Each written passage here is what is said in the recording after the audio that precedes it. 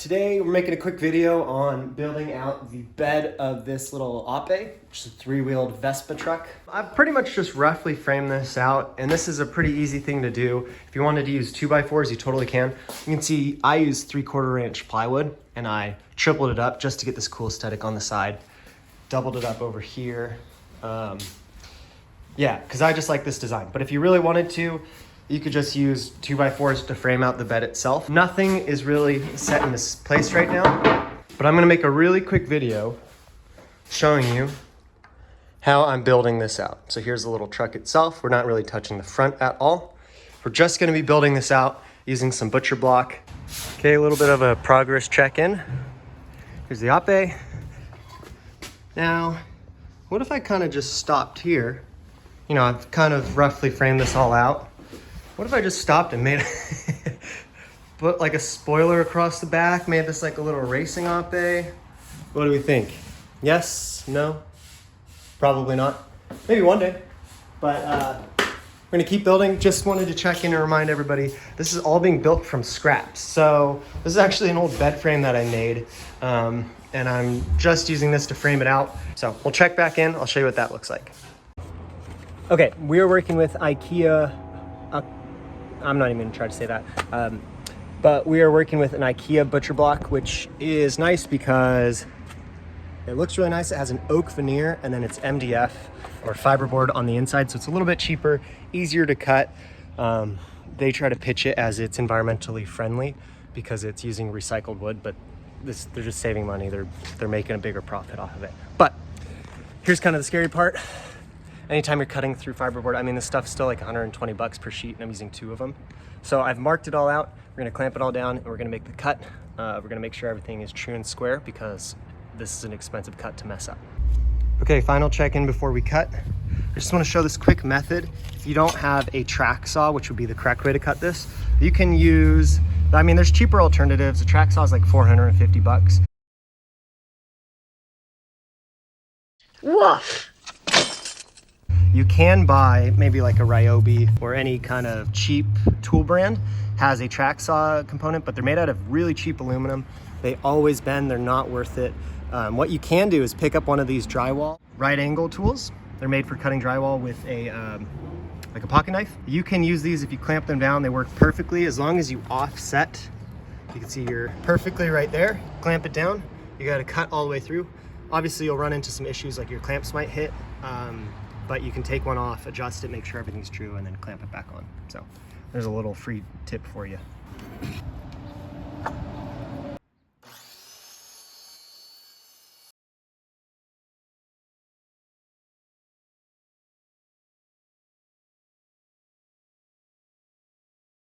You buy cheap tools, you get cheap results. Hearing protection.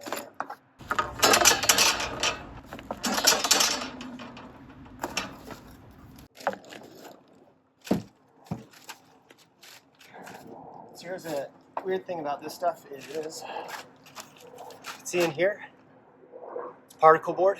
It's a little bit higher quality of the typical kind of hamburger meat Ikea particle board, but still particle board. But got a nice cut. Let's go put this on the Ape.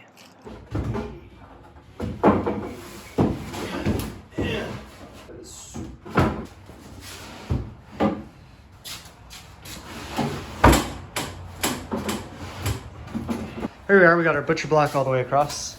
We have a couple options. I'm probably gonna trim a little bit more off. Not ideal, but I can do that, whatever. But you do see the issue here is that these are like 25 inches wide. Over on this side, I only have like probably 16 inches or so. So I'm going to need to cut one board down the middle. Now, this is a perfectly straight edge. I'm not going to try to cut both of these down the middle and have a perfect line down the middle. Odds are I'm not gonna get both those lines perfect and there's going to be cracks. Plus, since this is an oak veneer, any cuts that you do, see how this is all butcher board? Any cuts that you do are going to result in, like here's a cut off piece, edges that looks like this. And of course you can see my blade was running a little hot and burning the wood a little bit, but still you're gonna get like particle boardy stuff showing, and that's not what we want. We only want these nice edges showing. So let's trim it. Let's cut the other piece. I won't show that because it's the exact same process. And I was originally planning on notching out the wood here so this could fit in perfectly and square. But I don't think I'm going to do that. I might just leave it as is. It was during this time when I was unpacking the next butcher block when I realized that my initial design for the back of this three-wheeled truck was just not feasible, especially with the tools that I have available.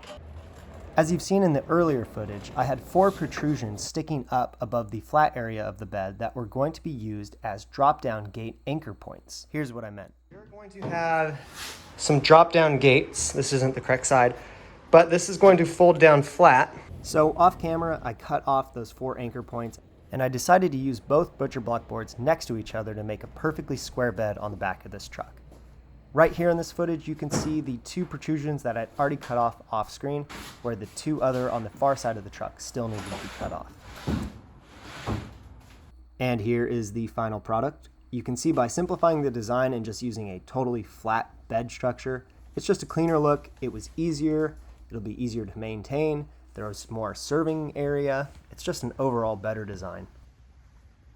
Okay, final video on the Ape. It is complete. A couple things we do want to look at. Obviously, need to fix that paint spot right there. That's easy. If I squat down here in my head, you can see there's a little bit of a valley right here. That's easy. We're gonna go underneath here and support and put some extra supports in there. Honestly, we wanna make sure this is super strong. There's gonna be charcuterie boards, desserts, coffee jugs on here. Wanna make sure it's super strong. Outside of that though, we are done. Our truck is ready to go to a wedding or a farmer's market, something like that, street fair, whatever. Okay, let's do a quick cost breakdown on how much it actually costs to make something like this. So I got this mini 3-wheeled truck for the staggering price of $3,500. And that's honestly a pretty good deal for one of these. Next, the 3/4 inch birch plywood that I was using actually came from a bed frame I built a couple years ago back during COVID. And the sheet of plywood cost $70.